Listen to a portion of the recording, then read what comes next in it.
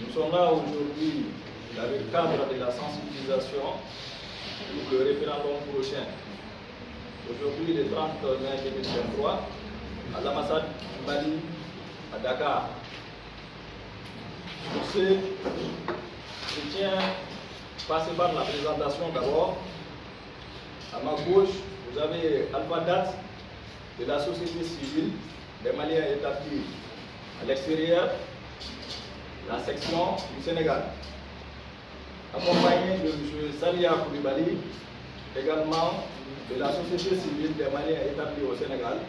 Et moi, je suis Mohamed El Dito, le président du Conseil national de la jeunesse du Mali, CNJ Mali, section Sénégal. Vous avez également M. Issa Dambélé, qui est le chargé des relations extérieures du bureau du Conseil national de la jeunesse du Mali, section Sénégal. Accompagné de Mme Fatoumata Keita, qui est la chargée des affaires associatives au sein du bureau. Le thème d'aujourd'hui que nous allons évoquer, c'est par rapport au référendum prochain. Les Maliens dans leur diversité sont appelés aux urnes le 18 juin prochain. Sur ce, notre rôle en tant que jeunes, notre rôle en tant que citoyens, c'est de nous exprimer pour que le message puisse passer partout dans le monde. Et ça ne saurait se passer sans cette presse. Nous tenons à vous remercier d'avoir exercé le déplacement.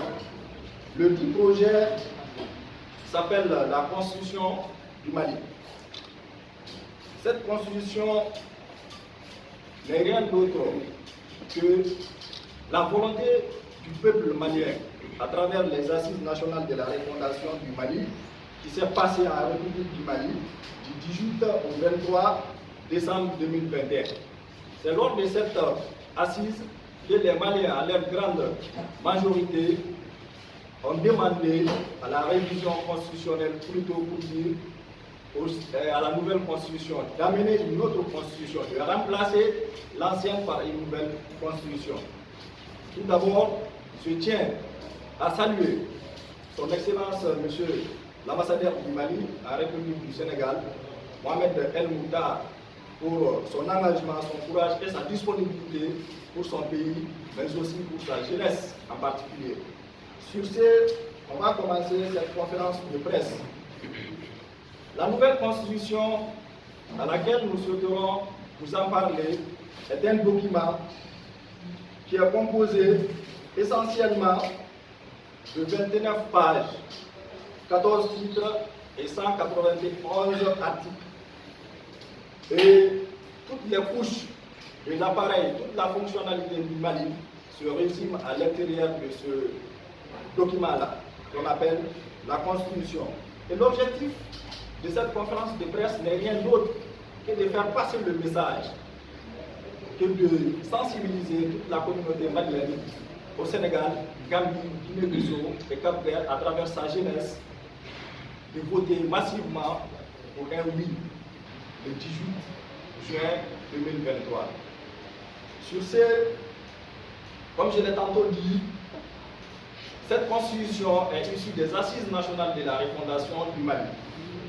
Un projet qui a été initié par les plus hautes autorités du Mali pour pouvoir se parler, pour pouvoir se dialoguer et réellement mettre sur table toutes les préoccupations de toute la communauté malienne dans toute sa diversité. Qu'est-ce qu'il faut faire pour un Mali nouveau? Qu'est-ce qu'il faut faire pour un Mali nouveau? En Bambara, on dit un Mali droit.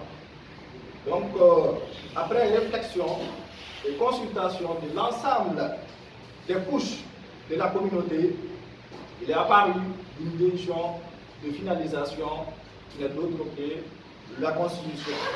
L'ancienne Constitution a été élaborée le 25 février 1992 a connu beaucoup d'insuffisances.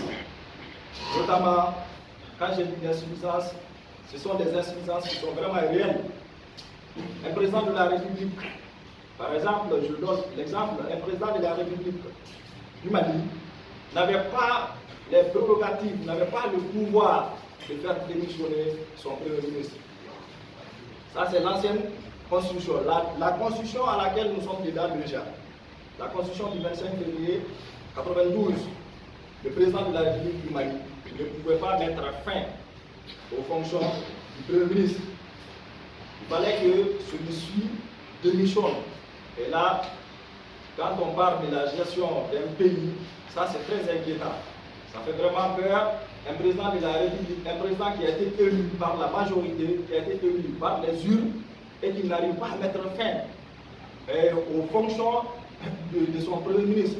En réalité, il n'avait pas le pouvoir. Donc, cette nouvelle constitution a mis fin à ça, et c'est précisé, le président de la République, il nomme son premier ministre et il peut mettre fin à ses fonctions. Donc, en plus de cela aussi, à notre qualité, déjà comme jeune, il faut reconnaître que cette nouvelle constitution ne nous a pas mis en autarcie.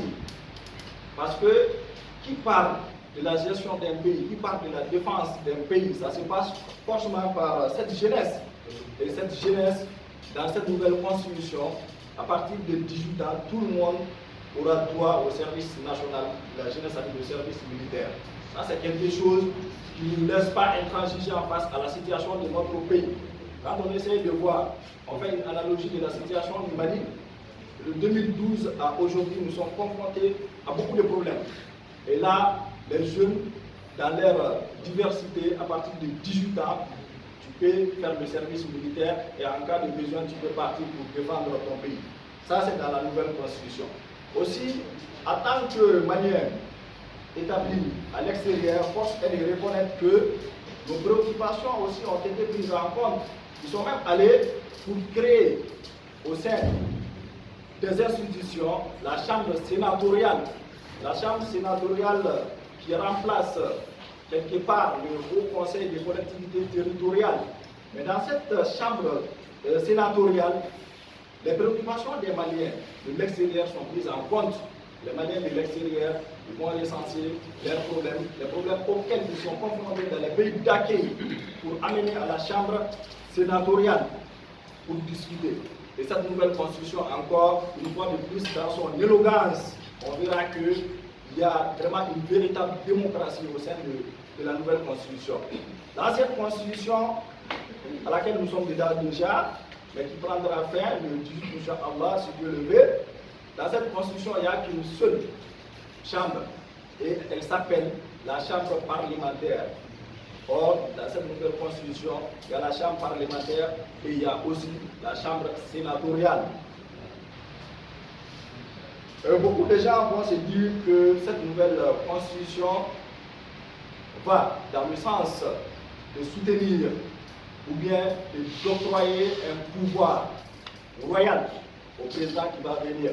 Mais retenez vos souffles et il faut reconnaître que dans cette nouvelle constitution aussi, le président n'est pas forcément le roi. Quand on essaie de voir l'ancienne constitution, la constitution à laquelle nous sommes dedans déjà, parce que je préfère répéter pour que ça puisse se comprendre, cette constitution, le président de la République pouvait mettre fin à l'exercice de l'Assemblée nationale. Mais dans cette constitution nouvelle, il peut mettre fin aussi, mais il y a de ces paragraphes auxquels il doit passer.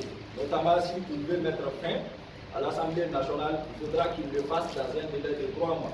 Il parvient à organiser les élections avant ça, il parvient vraiment à mobiliser, à mettre toutes les ressources sur place pour pouvoir mettre en une autre chambre parlementaire.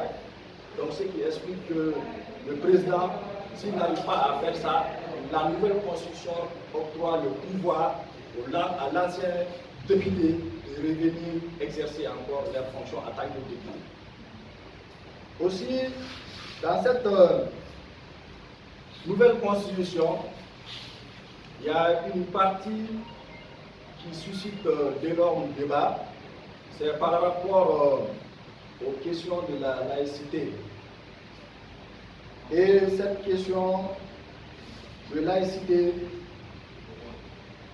quand on réfléchit, on verra déjà que l'élaboration, il y a eu une première élaboration de la Constitution. Et toutes les couches, que ce soit les religieux, les dignitaires, les notables, tout le monde était représenté dans cette commission. Après la première élaboration, il y a eu une seconde élaboration qu'on appelle la commission de finalisation. Et le problème de la laïcité, notamment dans son article 11, on verra qu'on parle de la laïcité, on dit l'enseignement supérieur est laïque. L'enseignement supérieur est laïque, ça veut dire quoi? L'enseignement supérieur, que tu sois chrétien, que tu sois musulman, que tu appartiens à une autre religion, l'État a l'obligation de te donner les moyens, de te mettre dans les conditions pour pouvoir étudier. Et je suis sûr qu'au jour d'aujourd'hui, à travers la bravoure de nos autorités, à travers le service communicationnel de nos braves journalistes, de nos braves animateurs des différentes radios, ils ont pu combler ces pistes-là et tout le monde a compris. Aussi, dans cette nouvelle constitution, force est de reconnaître cette innovation. Ça, c'est la destitution du président de la République. Oui, je le dis aujourd'hui devant vous que le peuple malien, après l'adoption de cette nouvelle constitution, le peuple malien a les prérogatives de faire partir le président de la République. À travers la chambre, soit la chambre sénatoriale, soit la chambre parlementaire. C'est déjà dans l'article 73 à ce qui concerne la haute trahison. Nous verrons en Afrique ici, par exemple, quand on prend l'exemple sur l'Afrique du Sud, pourquoi il y a moins de coups d'État, pourquoi une fois le président élu, il reste le président de choix de tout le monde, il garde ce modèle qui a fait qu'il a pu être président. Parce qu'en Afrique du Sud, le président sait qu'en cas de problème, le peuple est le district destitué. Et c'est le même système qui est revenu au Mali. Aussi, quand on prend la Cour constitutionnelle aussi, il y a eu quelques innovations. Aujourd'hui, la Cour constitutionnelle, comme l'ancienne constitution, dans la nouvelle constitution aussi, la Cour constitutionnelle est composée de 9 magistrats. Mais cette fois-ci, l'innovation se trouve au niveau de la nomination. La politique ne peut décider que 4 sur 9. Donc, ce qui explique que la Cour constitutionnelle, il y aura une véritable parité. Donc, on a vu précédemment avec le Mali, mais une véritable manipulation de la Cour constitutionnelle à travers la politique de gestion. Mais aujourd'hui, avec cette nouvelle constitution-là, ça nous fait à tout ça là.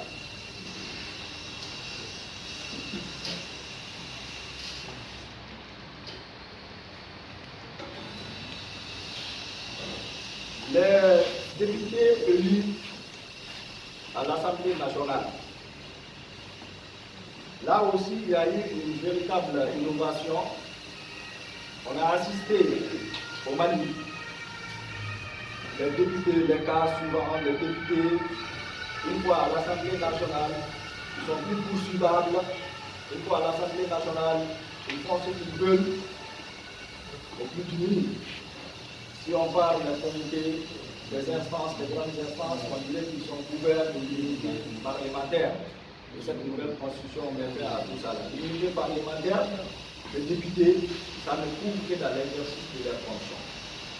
À part ça, une fois sorti à l'Assemblée nationale, c'est poursuivable.